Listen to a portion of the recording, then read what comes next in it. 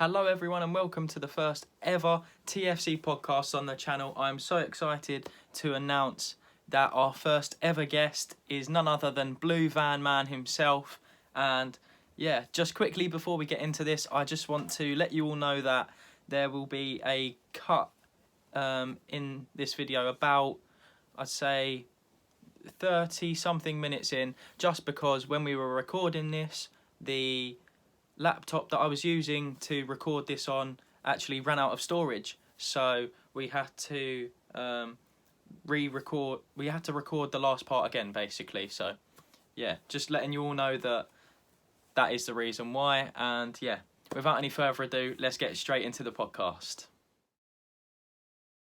So if we start, first of all, I'd just like to ask you what sort of things you were doing before YouTube, what your day job was, and how you found that.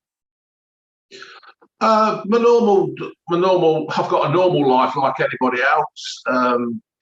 Wife and a child, bills to pay, and I used to just work in a factory. I used to make plastic cable that covers floodlights and wires in your house and all kinds of things. So I was just a normal lad in the warehouse kind of thing, having a laugh and a joke and working stupid 12-hour shifts. So.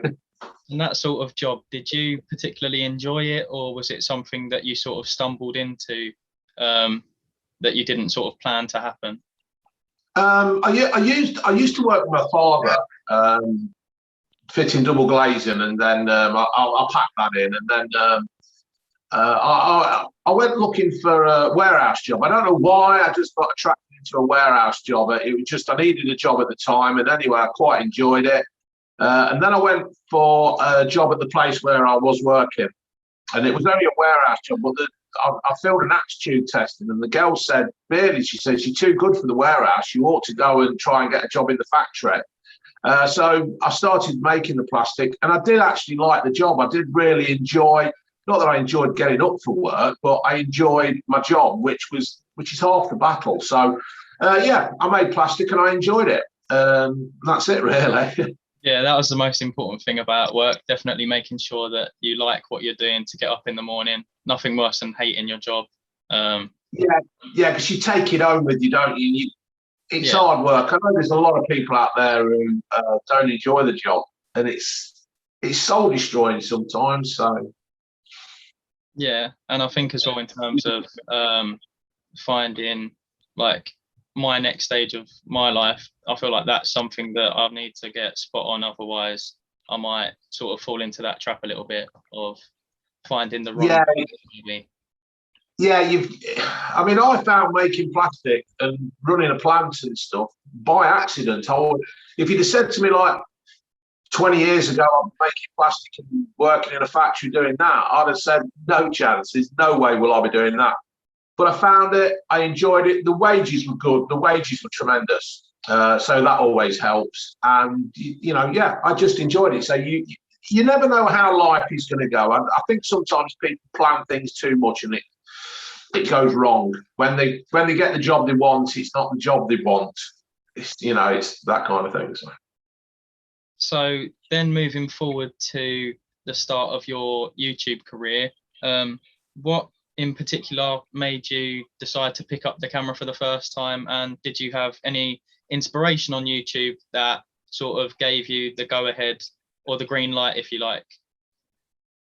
I'm not the kind of person who gets inspired by people. I'm more of myself. And I didn't actually. What it was, June used to listen to, she still does. She listens to YouTubers. She watches YouTubers. And I used to sit there and listen to them. And I thought, I was just listening to them going on one day. She was listening to some, these people like Dutch Creek Cabin, an American lad, and Roger's Bits and Doings, who talks about Hoovers. And I thought I could do that. I could do a YouTube channel, and I weren't going out to make it that it's turned into. I just wanted a little bit of a hobby or a little bit of something to do to amuse myself, keep myself out of trouble. And that's how it just started. I weren't inspired. I didn't see any YouTuber and think, oh, that's my light bulb moment. That's what I want to do. I just fell into it really by accident. And I just think as well that the sort of attitude that you have, where you were saying about you're just doing it for a hobby because of enjoyment, I think that's the most important thing on YouTube, because you see a lot of YouTubers nowadays not particularly doing it for the right reasons, you might say, where sort of their mentality isn't on the sort of thing where, oh, it's a hobby and it's enjoyable, more so for like where, you know, at the start of YouTube, for example, there was no money in it. All the YouTubers were doing it purely for fun. And then where, you know, obviously YouTube's got more money now than what it did. You know, I feel like that's why some people do YouTube as well. And I feel like they're the ones who don't last on YouTube very long.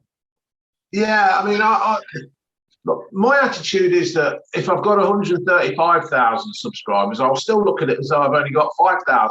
And that's probably still being big-headed, because you know, there's a lot of people out there who've been doing YouTube for a lot of years who haven't really got anywhere, and they pin all the hopes on it. But I think the difference with my YouTube is that I actually tell a story as I do a review. I mean, I did a review yesterday, and I told the story of where my mate smashed his car up. I don't know how I got onto it, but I think to do what I do, you have to have a bit of life experience. And people say, oh, you've inspired me to do a channel. And I think that's all right. But an 18, 19-year-old trying to do what I do doesn't work, because you haven't got the experience. You haven't got the knowledge of life. You haven't gone through certain things. Or the same, you know, like the life experience and the sort of mentality that you have at your age is far different to anyone my age, my generation, you know, especially with you know, the whole introduction of, you know, when social media came in, and to see what it is now, especially certain social medias like Twitter, where recently a lot of big name people have decided to come off Twitter for that specific reason. And it's just a very toxic place. You know? Yeah, it is a very toxic place, Twitter. You can, well, anywhere's toxic nowadays. You can accidentally say something and it comes out, it comes out the wrong way, and you can be crucified for it. And it's you know, when I started to do this YouTubing thing, June was actually a bit worried that something might happen, you know, that you could accidentally say the wrong thing. Jin, she was worried that things would happen and she'd get bullied, you know, but you just, I don't know. I think do you know what? I'm actually getting to the attitude of really, and what, you know what I mean? I haven't got a malicious bone in my body. I'm okay. I'm happy with people. But sometimes people just want to stir things up that aren't there. So. And as well, I feel like that's what really shines through with your videos, about how just true you are and how much of a normal person you are. And that's why I feel like so many people were able to relate to all of your videos. From my personal experience, so many YouTubers can just sort of put on a front, whereas you are just completely what it says on the tin. You are who you are. I am pretty much what it says on the tin. I could be more explosive or something. I could swear a damn sight more. But I think sometimes, people actually come to my channel to escape from the stuff that's happening in the world. I try not to mention things that are happening. You know, people will ask me an opinion on something and I just ignore it, because I don't want my channel to be that way. I don't want to give my opinion on whatever's happening in the world, because I just think people come away for a bit of light entertainment, and hopefully I can provide that. You know what I mean? I will have little digs and little comments, but I won't go into anything too deep. And so from there, just sort of wanting to ask you about where the idea for your channel came from and why you chose to do primarily food reviews on your channel. Well, I don't know if you can notice, but I love my food. Yeah.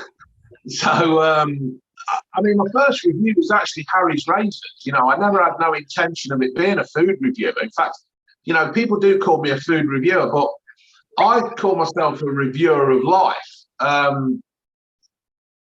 of things. I mean, I've reviewed socks, sanders, car wash. I reviewed no end of stuff. I wouldn't say I'm just a food reviewer. I just find things that people might be interested in, and I try to cover all bases. Now, I'm not trying to be greedy, but I'm just trying to.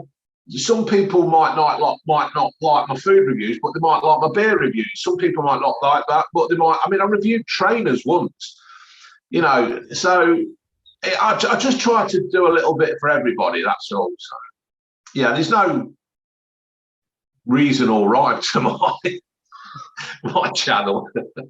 Yeah, I know as well that you have done a wide range of reviews. Me personally, the first review I ever saw was you. The first review I ever saw from you was the one that was on True Geordie and Lawrence's True News. I saw that. I was like, this guy's actually very funny, and I want to go and subscribe to him, because yeah, it just that little clip that was in the video was more than enough for me to say that you're that standard of YouTuber that I want to watch. You know.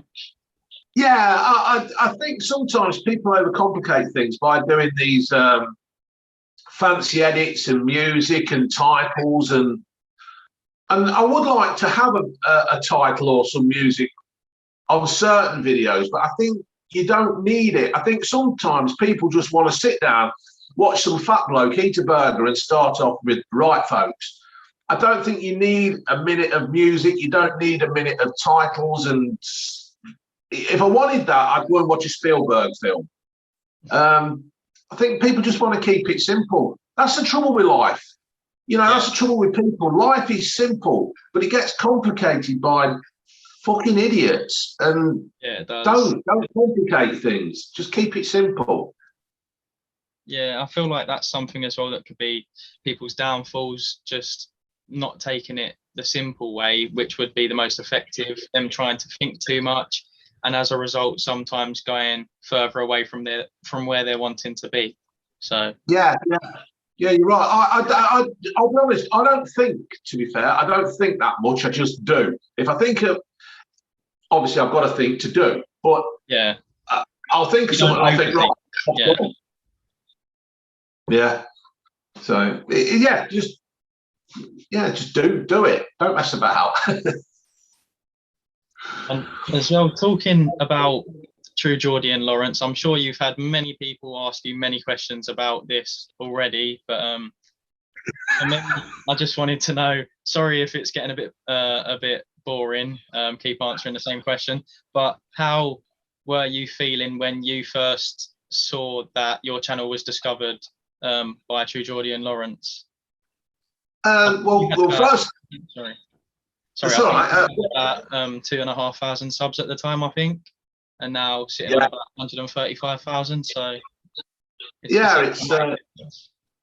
well, first of all, I don't personally get bored of talking about it as such.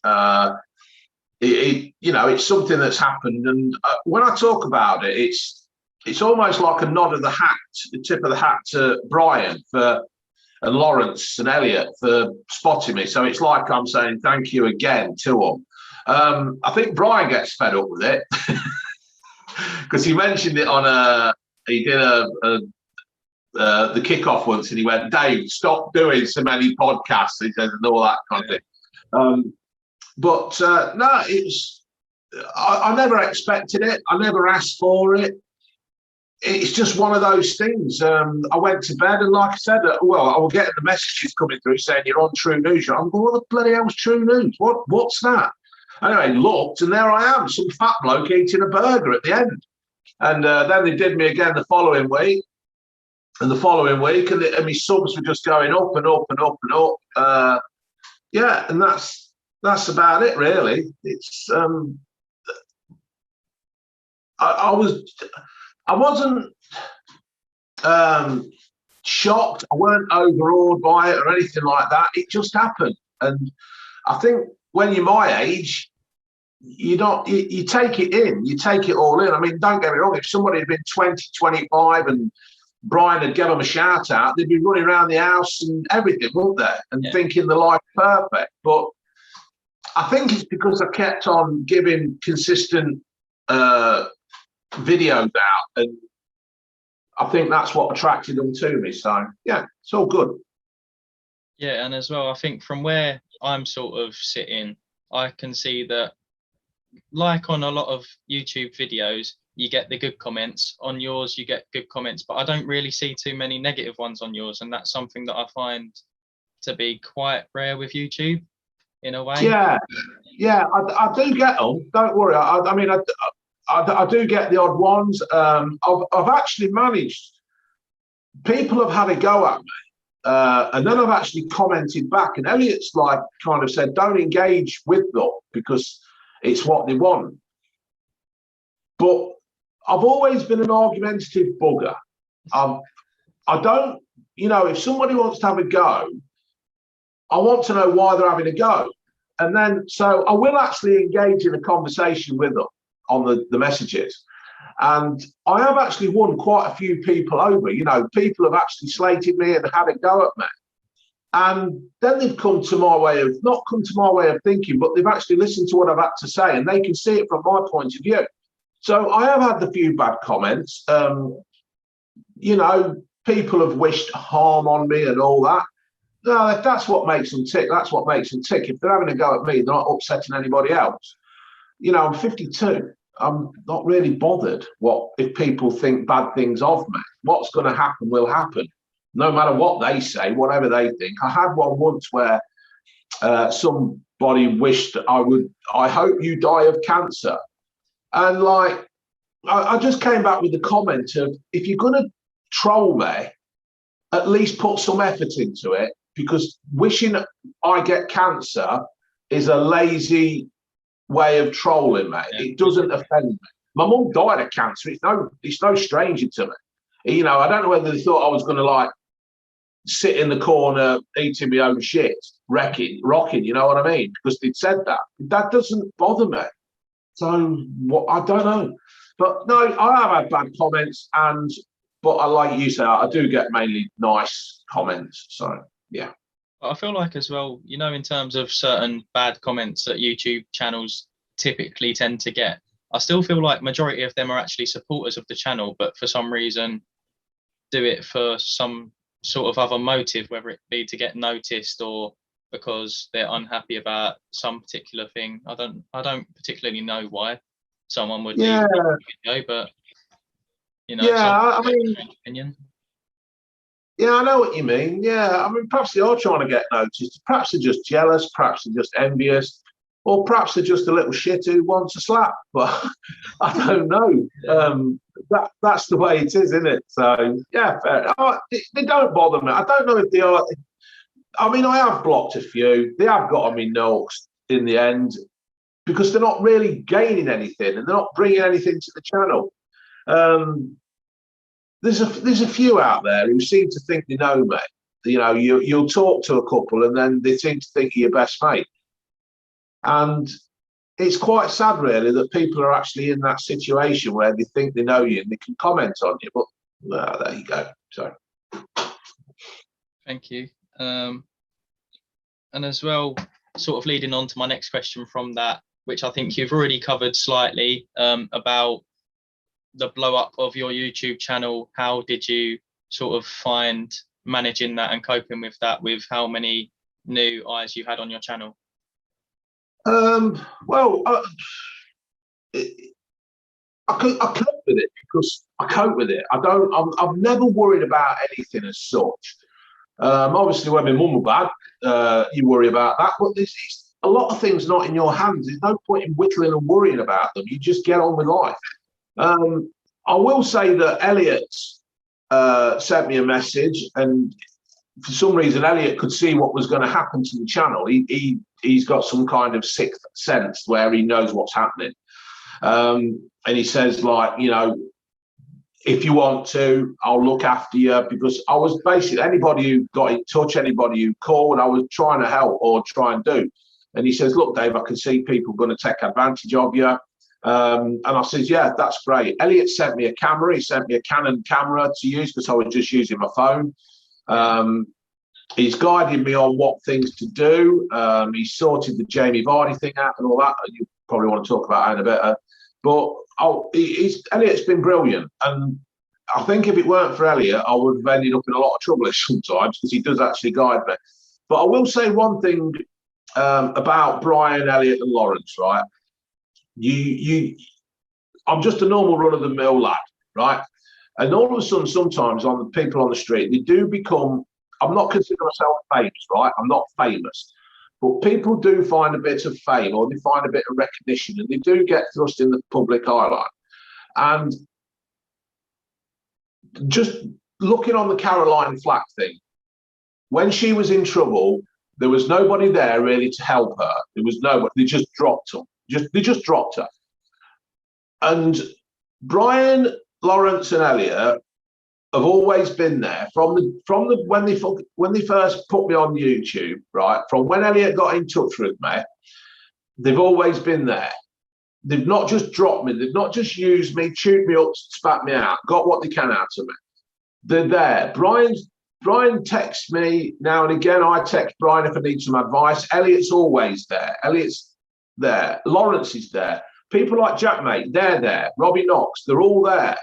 And I could have been quite easily used, made the money out of the videos and dropped me.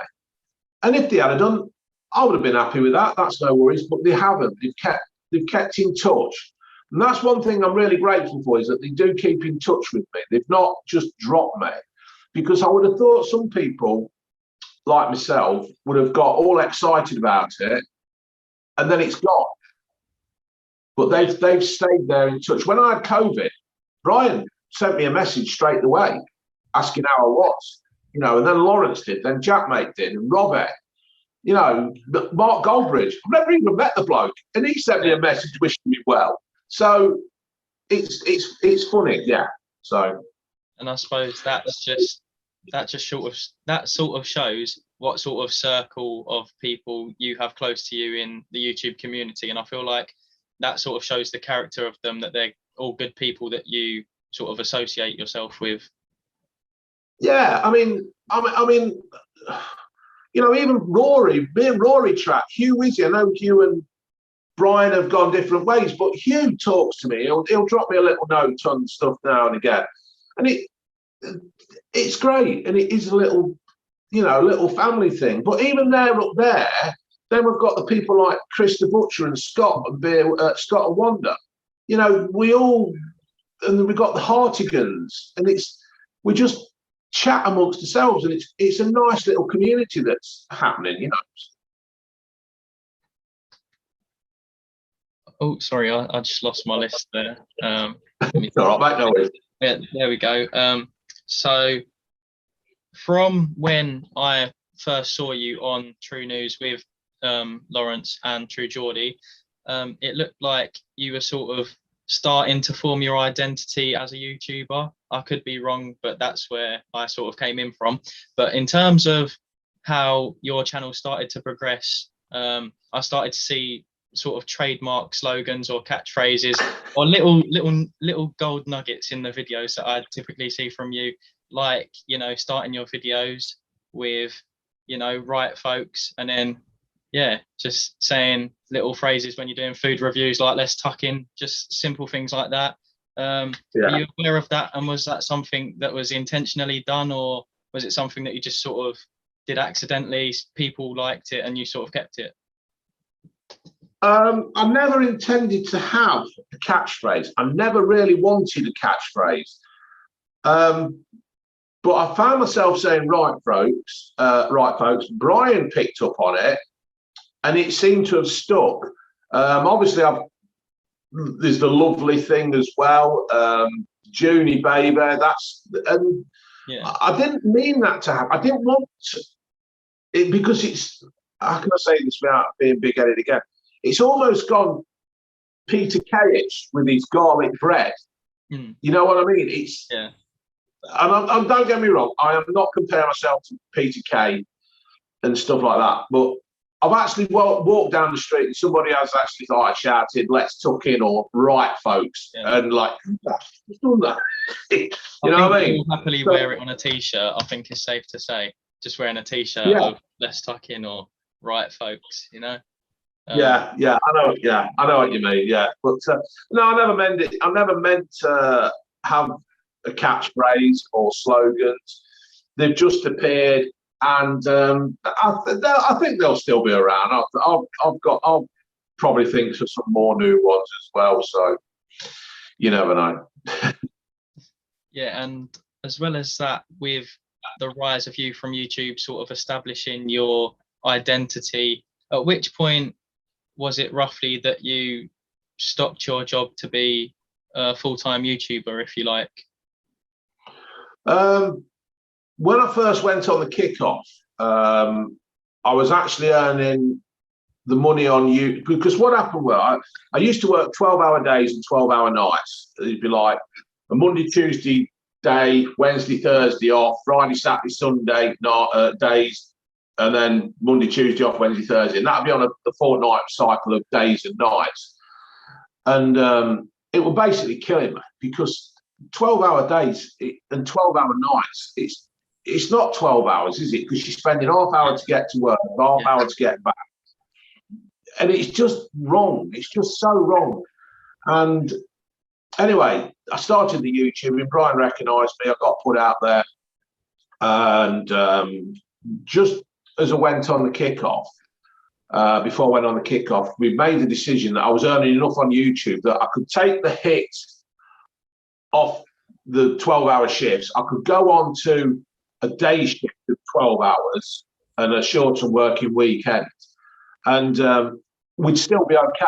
We'd still be making enough money to live to the style that we'd grown accustomed to. So it was when I went on the kickoff, I would decided, and then now I've got something else lined up as well, but that's not happening yet. But we're okay on the money that I'm making. June's still part-time.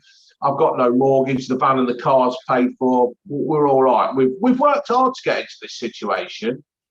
So, you know, it's not all YouTube that's paid for everything.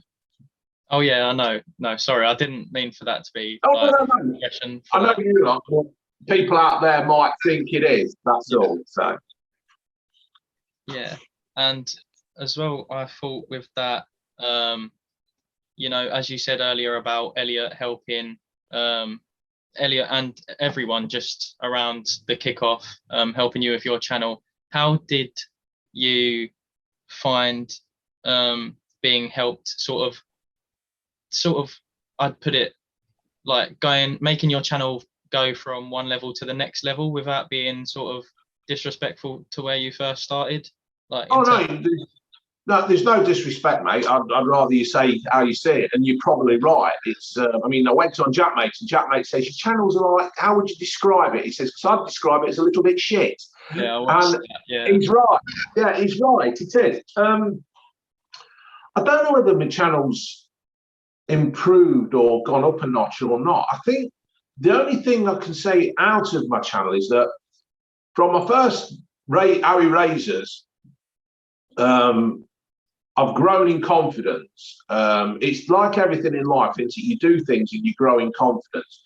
I don't think my channel's changed too much from back in the day. I just think I've got more confident and I've got towards the place where you either like me or you don't like me. You watch me, you don't watch me. I don't go all for this begging for subs. I don't go begging for likes at the end of every video, because if you want to like it, you'll like it. If you want to subscribe, you'll subscribe. I don't need you poking you with a stick to make you do it. That's something I'm a bit guilty of that I've done in my first however many videos, because like I sort of saw certain things that like certain people were suggesting, say for example, do this, do that. But as I'm sort of establishing myself, forming my own opinions, I'm realizing that that's the wrong way to go about it. Like, people will like you or not, no matter whether you say subscribe or not subscribe. You know, it's ultimately down to them whether they want to, and they shouldn't be pushed into or forced to. You know, it should be their own decision. Exactly. people go on about algorithms and stuff and all that. I don't understand it, to be fair. I don't understand it. I don't want to understand it. Yeah, the other night, not last night, the other night when England played, and I was watching the game, and it was 20 minutes into the game, and I was just going loopy. And Scott texts me from Scott and Wonder, and he says, you should be doing this live, because I was criticising it on our WhatsApp group. So I did, I went live. And I never asked for one like or subscribe. And I think I got something like 500 likes.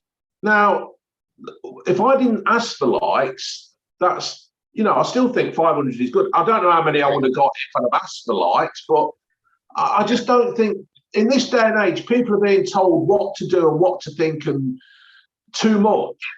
We don't need it. Please be yourself. Please be an individual, and I think that's what I think anyway. I won't, you either like me, you don't like me. It's no skin off my nose. Yeah, I think that as well also. Is my camera all right to you, or is it a bit laggy? Oh no, it's all right. It was a bit slow at the time. But basically, carrying on with that, I just wanted to say about, where you're saying you don't ask for subs or likes. I feel like that's also what gives the overall impression around you, just about how true you are and about how much you actually care about the people who watch the videos as well, because you don't treat them like anything other than human beings, if that makes sense.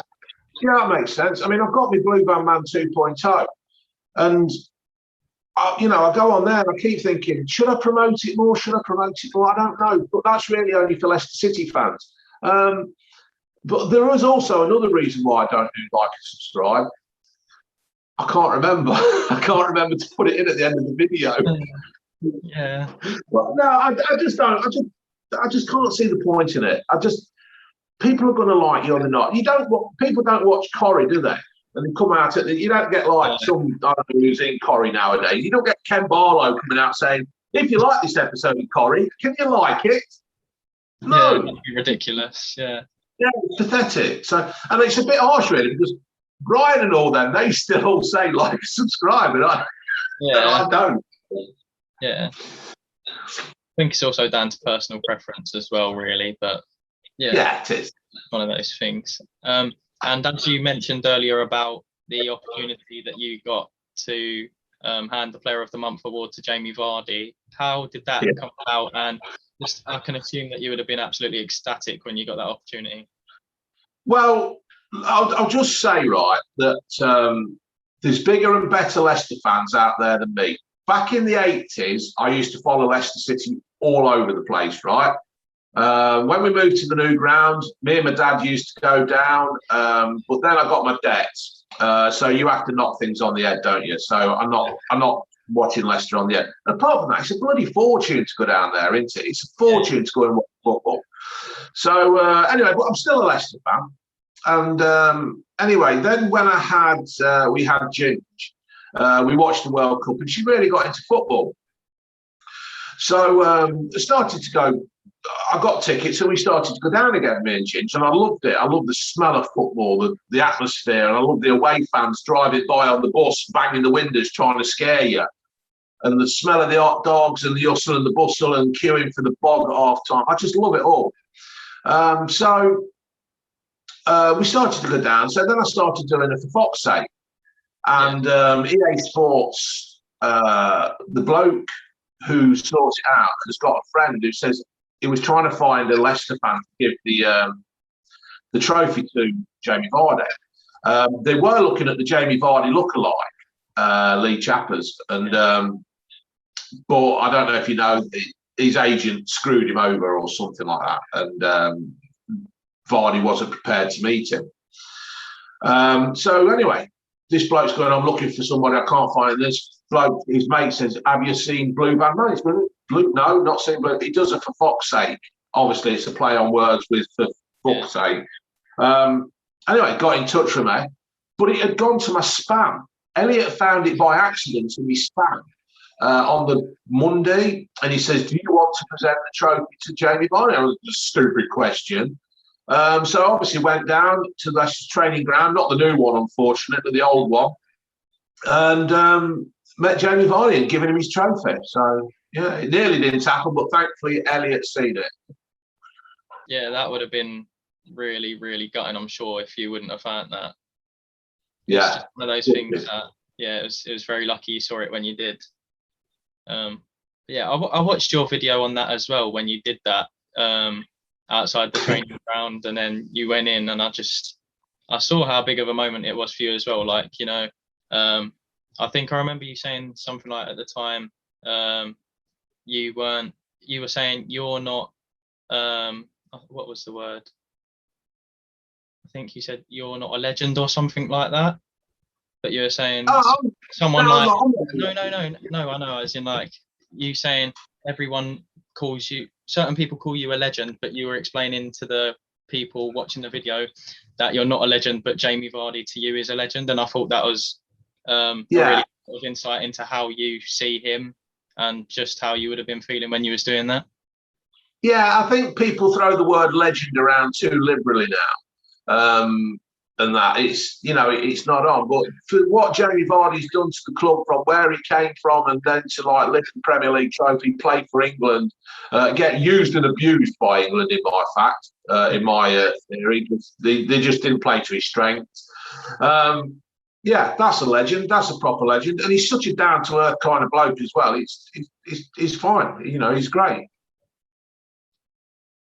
I suppose my sort of equivalent to that would be just any Liverpool player nowadays as well. So I could only assume that the inner child was coming out from you on that day when you did that, because I know for me, I definitely would have been. So yeah, well, you never know, mate. Your channel might grow, and one day you might be doing it yourself to a Liverpool player. Maybe that'd be a dream come true. You know, be one of those things. But as well, where are we here? Oh yeah, there we go. So just I wanted you to quickly talk a little bit about the beer garden that you do, as well as a bit more on For Fox's Sake, just to any viewers who haven't currently seen an episode of that. And yeah, just if you wanted to give a little bit about those, because, well, I love both of them, but yeah any new people out there? Well, I did it For Fox's Sake. Leicester played Liverpool at the King Power, and apparently some Leicester fans were holding the Sun logo up on the phones to the Liverpool fans. Now, I know that happens all over the place because that's the mentality of some fucking idiots. But I did it For Fox's Sake, and I started it off, and I didn't even start the video with the right phones. I just started the video, and I just slated the Leicester fans for doing it, because when all said and done, we're all football fans. We've all got a common. Yeah, we've got banter. Yeah, we've got rivalry. Yeah, we've got football violence. It happens. You know, that's the way it rolls. You know, you'll never get rid of that.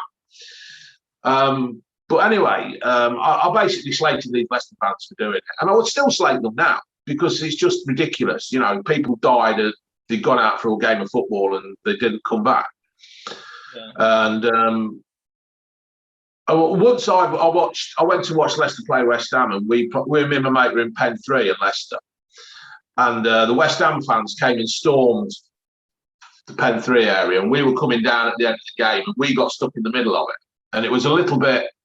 I'm not saying it was anything like Hillsborough, but it was a little bit like So anyway, we were coming out the ground, and mate, he was down on the floor. There were people walking on him. We were only about 15 at the time, 14 or 15. I can't really remember the age as such. But the West Ham fans came in. You know, it's what happened in them days. You know, in the 80s, it's not very nice, but it's what happened. Anyway, I seen him on the floor, I dragged him out, and that was it. And we got out, and yeah, that's it really. So that experience didn't put you off going to more games after that? You thought? No, not really. I think with the way that it was those days, it was part and parcel of the game, of the experience. And I know that sounds bad, but it's just something that was being tackled by the government, the police, and society at the time. You know, it was one of the days. I mean, I was never in the baby squad, the Leicester fans, but I did know of people in the baby squad, and you know, if there was any trouble in away games, you'd make sure you get behind them so they could, you know, that kind of thing. But yeah, it never put me off. I love football. I love it. And one of the main things put me off football now is the way the game's being controlled by money. You know, the amount of money you have to pay. If I take Ginge down to the King Power, you know, the Leicester owners do actually look after the supporters. You know, there's some games where you get a beanie hat or you get a free pie and a pint. You know, and to give around 32,000 pies and pints and beanie hats away, it's a lot of money. And but I just don't like the way that Sky and BT and everybody are just taking over, and it's all about money. I think if anything will put me off football, it's money, not hooligans. Yeah, I completely agree with you on that. I think that, in my personal opinion of the game that I grew up watching, which obviously isn't too far from this compared to your comparison from when you was younger in the 80s, but in my experience being a bit younger, even then football was still so enjoyable. It wasn't as about money. I mean, you still had in the Premier League a few big owners there at the time, I think. Yeah. I think that was the start of the rise of Chelsea in the 2000s or whatever it was. Yeah, I mean, you've got the Blackburn owners as well, didn't you? When was it Jack Walker? He bought as much as he could. He bought Sutton and Shearer and a few players in midfield and Hendry at the back. So I think that's probably when it did start with Blackburn. And obviously Man United have always had money. But I know what you mean. Yeah. I wish I would have been there to see Blackburn. It was a bit before my time, that one. Bit of a Leicester thing. Bit of a Leicester, yeah. It must have been good, yeah. Complete shock at the start of the season, though. No one expects it, and then just comes out the gate, does it? Although I'd argue that Leicester did it better because they didn't go in and buy a load of players. Yeah. They did it with the squad they had. Yeah, that's right. So I'm just bringing my questions back up again. my tablet's gone off. Well, I only really have about 2 or 3 questions left. Yeah. So I just wanted to start with what is your beer garden about to anyone who hasn't seen that, and just speak on that a little bit, promoting it. And yeah. All right. Well, funny enough, we've actually made the Kiwi, who lives next door. We're going to record a beer garden this afternoon to put it out on Sunday. So all it is just, obviously with the COVID, you can't get down the pub, and me and Cameron are always chatting about, when he's mowing the lawn out there, we'll chat about stuff and that. And I just had the idea of having a beer with him over the fence and recording it, you know, because I was struggling to get some content for my channel, because obviously Burger King and McDonald's and all them was shut, and I just needed something, and it just come to me like, well, why don't I record what me and Cameron talk about, but I'll have beer. Then I couldn't really think of a title to call it, and then somebody, a YouTuber who watches it called God Almighty, said, why don't you call it the Beer Garden? So somebody's done me some titles, and we just sit there drinking beer, or stand there drinking beer, talking about everyday stuff that you talk about down the pub.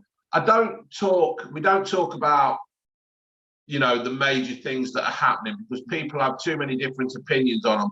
And there's always somebody who will be offended by what you say, although you don't mean to offend. You know, you have an opinion, and the country's a free country, and you can have an opinion. You know, there's no need to try and get my channel shut down because you don't agree. So we keep all of that out of it, and I'll just go through the papers or the internet and pick silly little snippets out of what we can chat about, just humorous things. So I think as well, I'll give you a quick preview. Apparently, sexually transmitted diseases is going up through the OAPs because they're all going out touching each other and stuff. So OAPs have got a high rate of sexually transmitted diseases. That'll be one of the one fun fact for you all there. You know, yeah, known that otherwise. Thank you. But yeah, I also thought that the reason why it was good that you don't really talk about the major news too much in the beer garden is so that all of the people watching the video with you can just come and relax and sort of switch off from the real world and enjoy a beer maybe with you while you're doing that, and enjoy the I know what you mean. I think if people want to talk about it, and talk about it. But I think there's a time and a place, and I think for what I do, my channel, how it is built, how it's been created,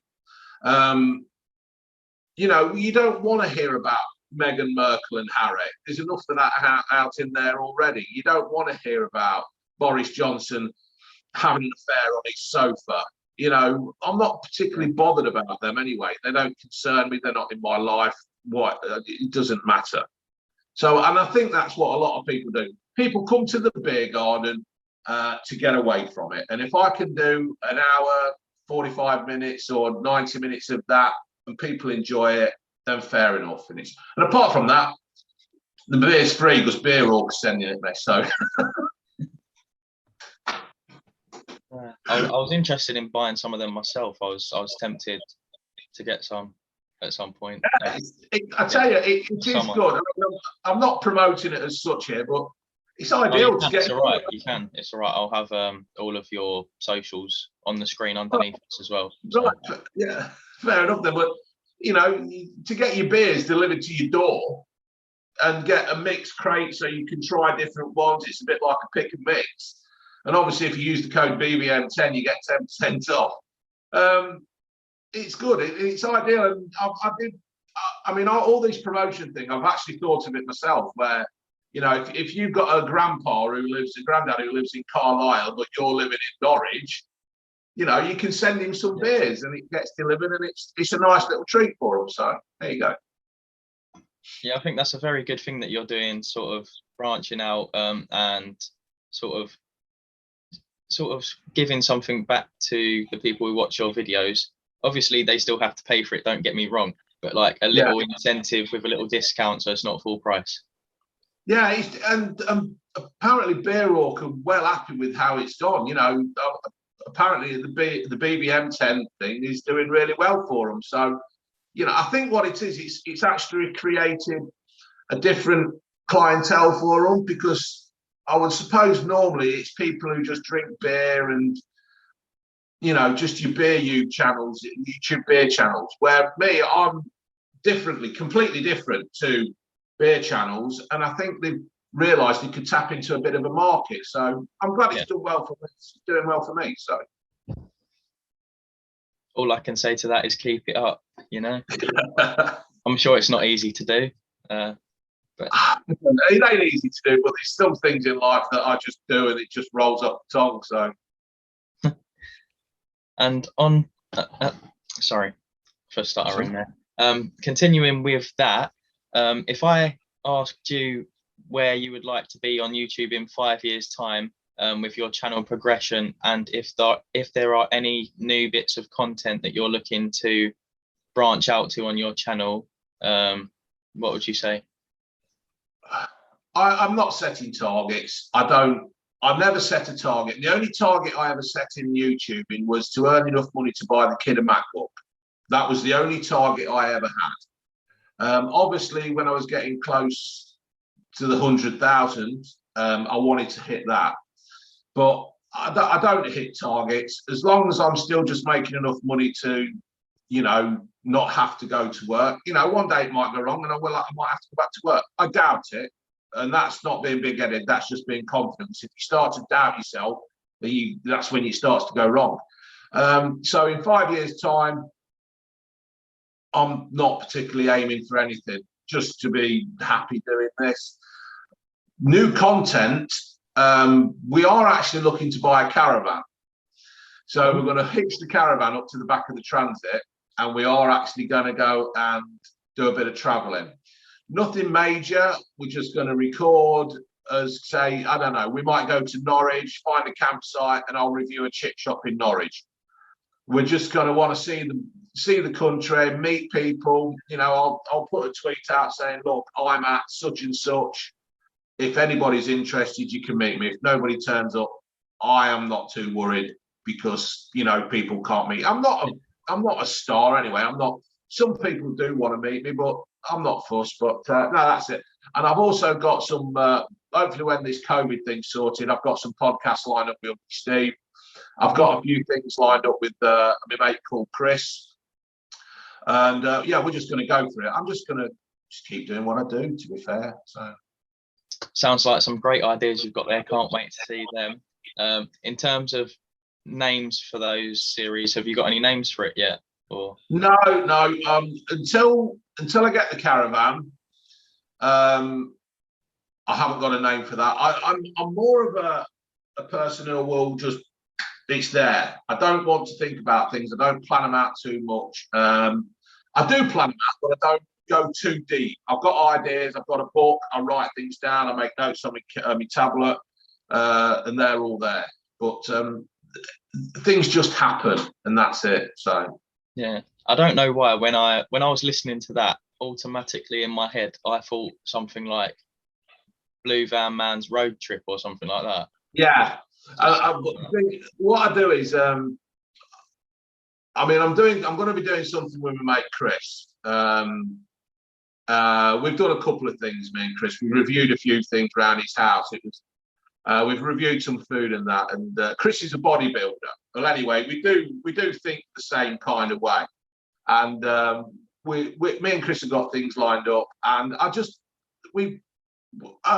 know. When they do the road trip, I'll think of something that's a bit more, with all due respect. I know. Some people might share that title of road trip or something. So you want something a bit more unique, a bit generic. Yeah, too cliched. It's already out there. So I'll change it to something that I'll think of something. Don't worry. Whatever it is, I'm sure it'll be great. Can't wait to see it.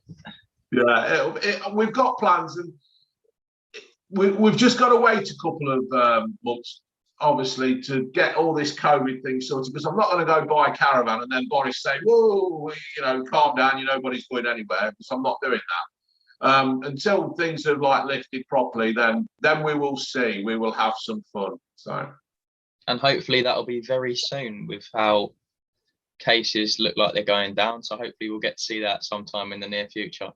Yeah. Sure. And lastly, Blue Van Man, how would you like to be remembered?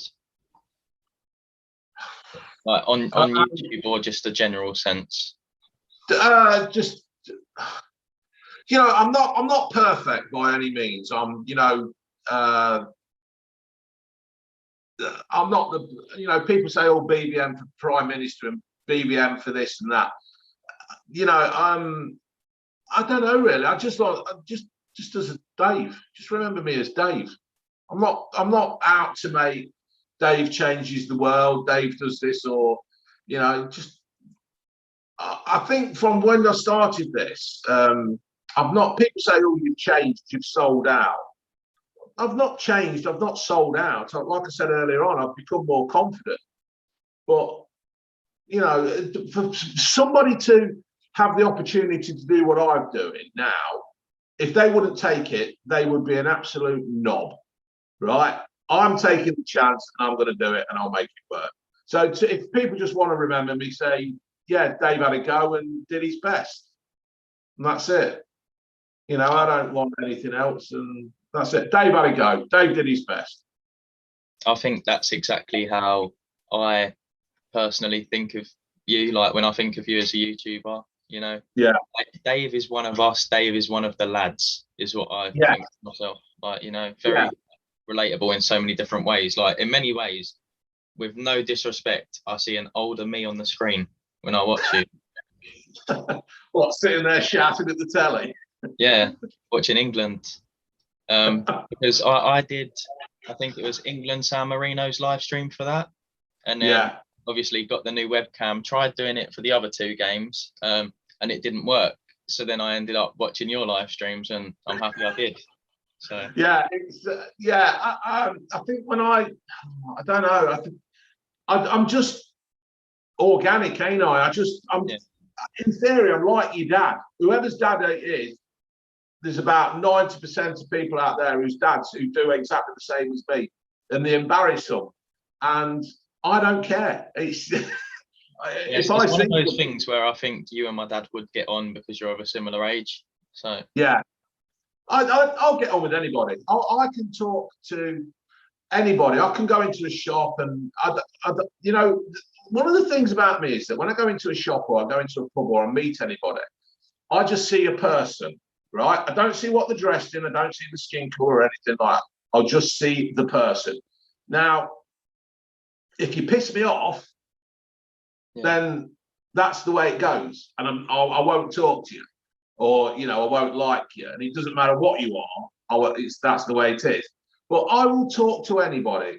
And I just like meeting people. I went to Sainsbury's the other day. Apparently there's some new Pringles out. And I went in, couldn't find these Pringles, came out with a lettuce and a cucumber. I don't know why. And anyway, as I was just getting in the van, some lad stopped me with his girlfriend. He says, "Are you Blue Van Man?" And I went, "Yeah, I'm in a blue van and I'm a man." He goes, "Oh, brilliant, can I have a photo and all that?" And I went, "Yeah." And I just love meeting people, chatting to people, even if it's for 2 minutes, 5 minutes, 10 minutes, or like a good, 45 minutes for you. I just like chatting. People have got a tale to tell. People have got a story. People are, and I just like meeting people and chatting to them. And this is one of the things I miss about the pub at the moment. Nobody can get into a pub, and I can chat to anybody in a pub, and I miss it, and it's wrong. Not too long to wait with that. I hope we get a Blue Van Man back in pub sometime soon. Oh, I'll be in the pub, don't worry. I've got a few. There's a place in Loughborough called the Wheel Tappers, and he keeps saying, "Come to my pub, come to my pub. I need you to come to my pub," and I'm going to go to his pub as soon as we're open. I'm going there, so that's it. We look forward for that as well. So many amazing little previews in this that if you don't watch it, you don't find out about it. So yeah, that's it. Thank you for watching. Cheers, thank you. Thank you. I think we'll round it off there. Thank you so much for coming on Blue Van Man. First ever podcast. Thank you so much. That's all right. I'm thoroughly enjoying it, mate. It's all good.